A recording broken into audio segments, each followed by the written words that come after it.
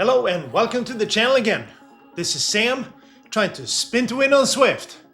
Well, I hope you recovered well from stage 2 yesterday. I was really buzzing after that race, but today, unfortunately, reality has set in again very quickly, since stage 3 is a different proposition altogether. Oh, this is so hard! You don't have to convince me of that. It's Mr. FRR Race Control you need to speak with. Anyway, more on stage 3 in a second. First, let's have a look at the GC standings in their CRP category after 2 stages.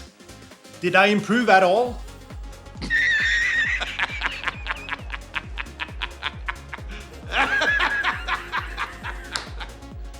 Well, Mr. Jameson, ha ha ha! Actually, I did. If just by a little bit. Assuming I'm reading this correctly, I am now in 78th place out of a total of 136 riders that have completed the first 2 stages. I am still in the lower half of the leaderboard, but I am a little closer to the middle. Small steps, small steps. If we look at the top of the leaderboard, there are a few changes in the top 10, but nothing major. The super ladies still rule the roost, and I would think today's stage with serious climbs will suit them as well. But we will have to wait and see how things pan out. Okay, the London Pretzel. I think it's fair to say that the course is a little bit more difficult than yesterday's stage. Fox Hill and Box Hill are 2 very tough climbs, and I don't have any good memories at all from this course. No sir. Let's just leave it at that, shall we? Again, I covered this course in detail in yesterday's vlog, so I will try to keep it short here. The first 30 kilometers is relatively flat, and apart from one sprint section, I don't think too much will happen here. Perhaps a few people will try to go off the front, but I think it'll be hard to stay away. And I think again, most people will save their legs for climbs in the second half of the race. The first big test will be Fox Hill.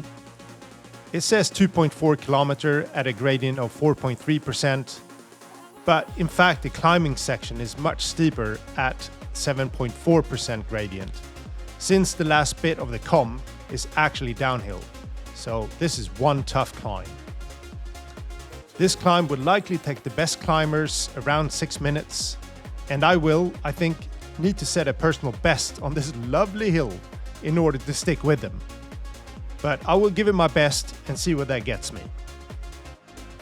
If I can stay with the front up Fox Hill, then I should stay with them at least until Box Hill starts. But then it gets really hard. Again. 3 kilometers with an average gradient of 4.4% is no joke, especially at the end of a tough race. The steepest bit comes in the first 800 meters, and after that, well, most likely a proper sufferfest. The best climbers will be likely around 7 minutes, and again, I will need a significant personal best to stay with them. Most likely, I will lose time on this stage, but I just hope I can minimize it as much as possible. I think the race should take around 1 hour and 15 minutes or so for the fastest riders in my category, so another long day in the Swift saddle. As for wheel choice, I will go for the 7/8 today. Okay, let's see how we get on. This one will be tough for me, I think, but I felt really good yesterday, so who knows? Let's race. As we watched the start of the race here, a few comments on my tactics for the race. I couldn't race earlier today due to family commitments, and I was planning to do the 6 o'clock UK time race. But then my teammate Kim convinced me to ride with him at 7:30 UK time, and he wanted to see if we could have a go to break away on the flat section in the beginning of the course. So I thought that sounds pretty fun, why not give that a go? Apart from that attack, the plan was just to draft, and if we managed to get a gap, then we would ride together TT style to the climb and then see whether we managed to keep the gap. If so, we would of course keep pushing on. Otherwise, we would then stay with the front group after they caught up with us. If we didn't get a gap, or we could tell we're going to get closed down, we would shut down the effort and then again rest for the climbs. Either way, my main goal was stay with the front over the first climb. If Kim and I were still ahead after that climb, even better. But if not, I wanted to stay with the front over Fox Hill, as I knew if I did that, I wouldn't lose too much E-gap time, even if I did get dropped on the second climb. And for the second climb, the tactics were simple: head down and just do your best. For this race, I thought, apart from the sprint, that the flat section would be relatively easy. Boy, was I wrong. Even though the peloton was not that large, perhaps 30 riders or so, there were a number of attacks during the first 30 kilometers. A good example can be seen in the footage now. I literally told my teammates on Discord 15 seconds before this happened that somebody would soon get impatient and have a go, and as soon as I said that, somebody went. Two guys pushed pretty hard here, and as soon as I saw that, I knew the peloton would respond. One guy is usually okay, two guys, most often there is a response. And sure enough, the pace picks up and the chase is on. This was a good 30-second effort at around 400 watts for me. And a single attack like that is not that big of a deal, but we probably had a good 7 or 8 of them during the first 30 kilometers. So little by little, I think, that wore most of the riders down a little bit. A short hop forward to the first sprint of the day. As mentioned, we planned on attacking right after the sprint, so we were just trying to surf the wheels here and burn as little energy as possible. But people pushed really hard, and I was around 600 watts just to make sure I stayed somewhat in touch. We then drift towards the front after the sprint and get ready to make our attack. My teammate Matthias goes first, me second, and Kim third.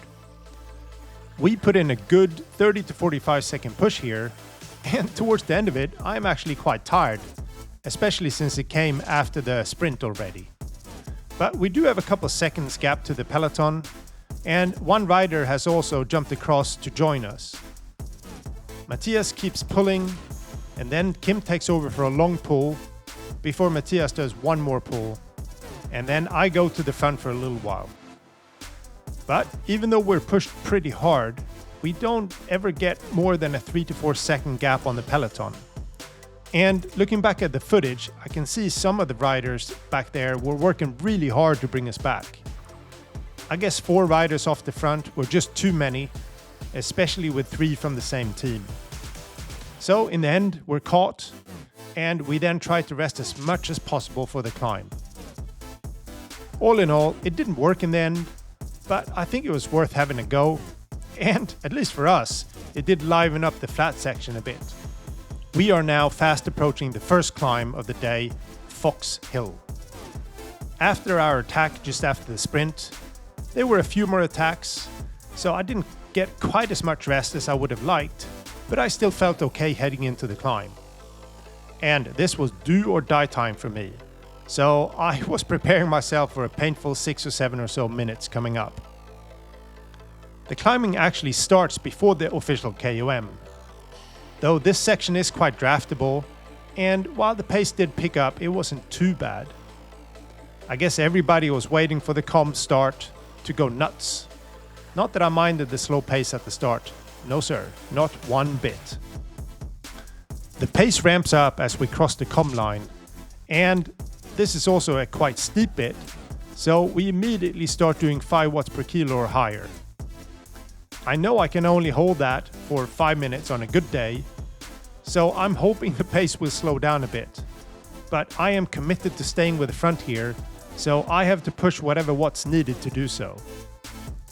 A few riders get a lead of a few seconds as we get to the slightly less steep section, and as long as it's only a 5 to 10 second gap, and I have some other riders still around me, I'm okay with that.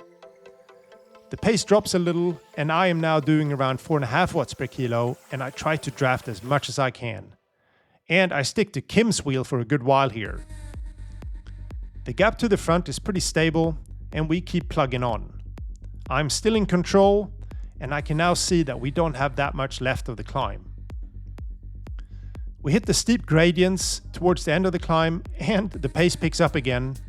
We are actually now closing on the front, apart from one guy, but again, I'm not worried about a single rider off the front at this point.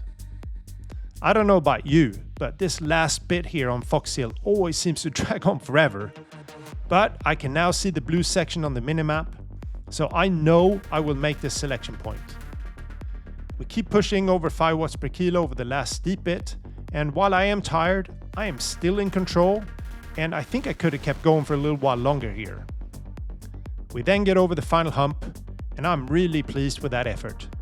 And I'm also pleased that Kim is still here in the front with me. As we descend, I managed to drop one of the lenses in my glasses. I had managed to sit on them earlier in the day, and my patchwork repair job clearly didn't work, so I'm now half blind for the rest of the race. Well, it's not quite that bad, but somewhat annoying to say the least. So if you see me squinting and closing one eye in the rest of the footage, now you know why. I thought the second sprint wouldn't be so bad, as it's quite short and also downhill. But as you will see, people pushed hard here again, and I don't push quite hard enough and I start to drift backwards. I didn't think it was a problem at the time, but then all of a sudden I can see the front moving away from me, and I had to put in a pretty big dig to get back in the draft. Clearly I should have paid more attention here, as I don't have too many matches left to burn, especially with the final climb coming up. I do manage to get some rest in the end, and I bring my heart rate down somewhat before the start of the final climb. This one is just about survival and damage limitation for me. I was already a bit tired, so I knew this would be a struggle. The start of the com is draftable, so I sit in the middle of the pack, although the pace is starting to pick up. Actually, it was my teammate Kim who was pushing at the front at this point, and when we get to the steeper section, we start pushing 4.5 to 5 watts per kilo. I know I most likely can't keep this up the whole climb, but I decide to stay with the front to at least the first slightly less steep section of the climb. And while I'm slowly drifting back a bit, I am still in touch here. The pace eases just a bit before the first small flat section, and so far so good. Heart rate around 170-ish, but the pace picks up again as we hit the next steeper section, and the peloton starts to stretch out more and more. I'm still in touch with the front, but the effort is really starting to tell here. I keep glancing at the distance marker, but the damn thing doesn't seem to move. Extremely annoying. I actually catch the front here for a bit as the pace slows down a little, and at this point I know I'm not going to lose too much time on E-gap. As soon as we can see the blue section though on the minimap, the pace picks up again, and I immediately start to drift towards the back. I'm still working hard here, but I can tell I'm getting close to the limit. Also, you can't see it, but I'm fighting a mental battle here. I want to go completely all out here to see if I can catch the front, but I'm also thinking that there is another race tomorrow, and at this point I know I'm not going to lose too much time even if I sit up a little. Unfortunately, as expected, the second thought wins, and while I keep pushing, I do knock off my effort a bit once we hit the top. I then think the com banner is actually the finish, before I realize we have some 400 meters left, and I can tell that Mr. Berry is closing on me from behind, so I push a bit at the end to make sure he doesn't pip me to the line. In the end, I roll over the line in 8th place, pretty damn tired in the end. With that, let's have a look at the results. As mentioned, I finished in 8th place in the end, just over 20 seconds behind the winner. Really pleased with that result again, as I could easily have lost minutes here today if I didn't manage to stick with the front over the first climb. In first place is Mr. Winkler. Second is my teammate Kim, who climbed really well today for a somewhat heavier gentleman. Well, 85 kilos is not really that heavy, but in Swiftland, where most people seem to be 70 kilos or less, it is somewhat heavier. Third was Mr. Michalski. Many congratulations to our podium in a tough race. If I had to guess, I think I'll move up a little bit on the GC, but whether it's enough to put me in the top half, I don't know. We'll find out tomorrow. Now, a few post-race thoughts, again from a very tired Sam, before we do a preview of the Stage 4 course, Brea-kfast and Grits. All right, post-race thoughts. I survived that one. Lost some 20 seconds. That's a win in my book on a course like that against really tough competition. And we had some fun and games along the way. We decided to have a go at a break right after the first sprint. And for a kilometer or so, we're away. I think we got 5 or 6 seconds, but the bunch chased us down. And maybe they saw there's 3 Swedish Swifters, or there were just 3 guys and that was too many. Anyway, we probably should have waited another 5K, let a few more attacks go off before we made ours. But then again, we would have been really close to, I think it's Fox Hill. So, I don't know. It was worth a go, and it certainly kept us entertained on the flat bit. It wasn't as calm as I thought it would be today. Quite a few attacks as well. And I think our time was pretty quick for the CRP category overall.